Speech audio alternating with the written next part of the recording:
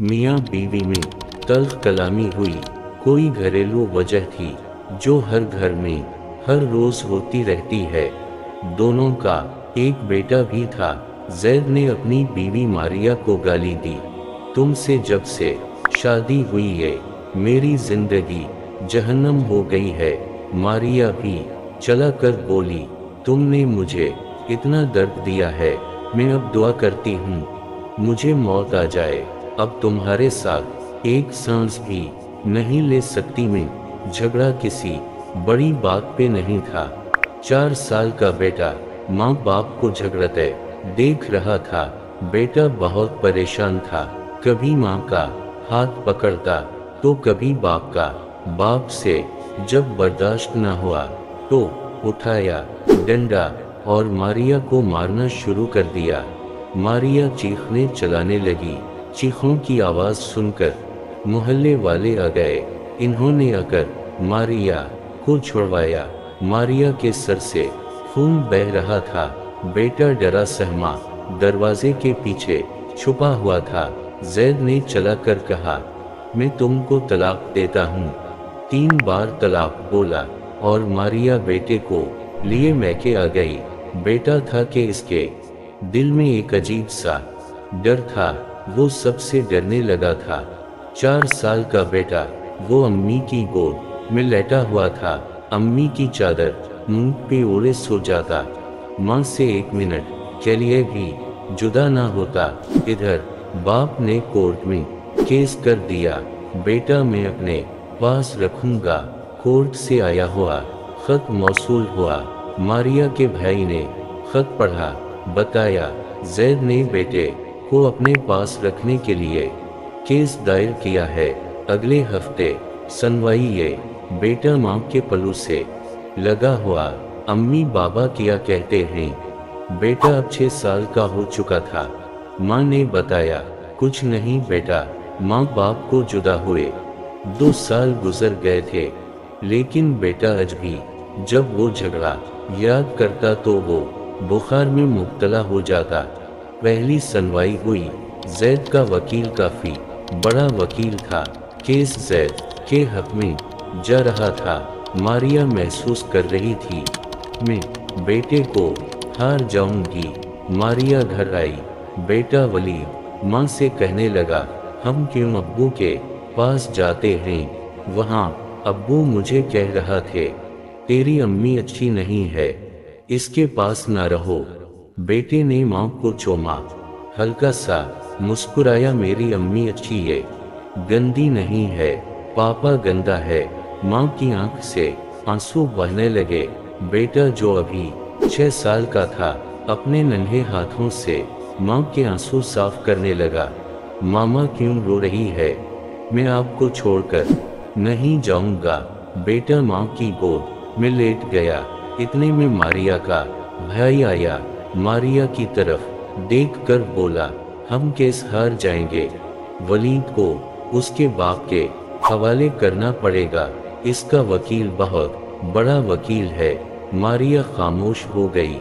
बेटे का मुंह चूमने लगी, कभी पाँव चूमती, कभी हाथ, कभी सर। वलीद सोया हुआ था। मारिया ने जोर से सीने से लगाया और रात भर रोती रही। वलीद ने दुकान से आइसक्रीम ली और फ्रिज में रखी। नानी से कहने लगा, नानू मैं आकर खाऊंगा। माँ ने वलीद के चेहरे को हाथों में लिया और आहिस्ता से बोली, वलीद बेटा मामा साहब ना भी हुई तो खाना टाइम पे खाया करना, जिद ना किया करना और दुकान की गंदी चीजें ना खाया करना, रोज दांत को ब्रश किया करना। मामा तुमको रोज देखा करेगी यहाँ से। बेटा नहीं समझ पा रहा था मामा ऐसी बातें क्यों कर रही है। माँ ने हाथ पांव चौमे। आज फाइनल सुनवाई थी। अदालत में मारिया बेटे को गोद में लिए बैठी हुई थी। दिल जोर जोर से धड़क रहा था। ख्याल यही था, काश मैं बर्दाश्त कर लेती, आज बेटे से जुदा ना होती, बेटे की खातिर खामोश रहती। इधर कार्रवाई शुरू हुई। जज साहब ने लिखा हुआ फैसला सुनाया। तमाम दलाइल सुनने के बाद हम इस नतीजे पे पहुंचे हैं कि बेटा अपने बाप के साथ रहेगा। फैसला सुनते ही माँ का कलीजा फट गया। माँ बेहोश होकर गिर गई। बाप आगे बढ़ा, बेटे को उठा लिया। बेटा बाप के पास नहीं जाना चाहता था। बेटा चीख चीख कर रोने लगा, मुझे मामा पास जाना है, मुझे मामा पास जाना है, छोड़ो मुझे। मारिया को होश आया, नंगे पांव दौड़ते हुए जैद के पास गई। इसके सामने घुटने टेक कर भीख मांगने लगी। सिर्फ एक बार मुझे मेरे बेटे को सीने से लगा लेने दो। लेकिन वकील ने पुलिस वाले से कहा, इस औरत को हटाओ यहाँ से। माँ बलक बलक कर रोने लगी। बेटा तड़प रहा था। वकील मुस्कुराकर जैद से कहने लगा, मुबारक हो जनाब, आप केस जीत गए। जैद ने तय करदा रकम वकील को दी और चल दिया। बेटा माँ की जुदाई में रोता चीखता, इसे बाप का घर जेल लगने लगा था। माँ की शादी किसी और से हो गई। बाप ने भी दूसरी शादी कर ली। वक्त गुजरने लगा। माँ अपनी जिंदगी में मसरूफ हो गई। बाप अपनी नई बीवी के साथ वलीद जिंदा लाश बनकर जीने लगा। वलीद का ना कोई कसूर था, ना कोई जुर्म था, ना कोई गुनाह, बेगुनाह सजा पाई थी। वलीद ना स्कूल पढ़ सका, ना जिंदगी में कोई मकाम हासिल कर सका। बलाखिर बाप ने एक होटल पे बर्तन धोने पे लगा दिया। मैं आप सबसे पूछता हूँ, क्या कसूर होता है ऐसी औलाद का? आप में इतनी बर्दाश्त नहीं होती कि एक दूसरे की गलतियों को मुआफ कर दिया जाए। सब्र खत्म हो चुका है। मैं दोनों मियाँ बीवी की बात कर रहा हूँ। तुम दोनों की नफरत तुम्हारी औलाद को खा जाती है और पहली शादी में एक दूसरे की छोटी छोटी बातों को बर्दाश्त नहीं करते हो और दूसरी शादी में बड़ी से बड़ी बात पे कंप्रोमाइज कर लेते हो। न जाने अजभी कितने बच्चे माँ बाप की जहर आलू नफरत पे कुर्बान हो रहे हैं, जो बेगुनाह बर्बाद कर दिए जाएंगे। मैं आपके सामने हाथ जोड़ता है, एक दूसरे को बर्दाश्त करना सीखें, एक दूसरे को समझने की कोशिश करें।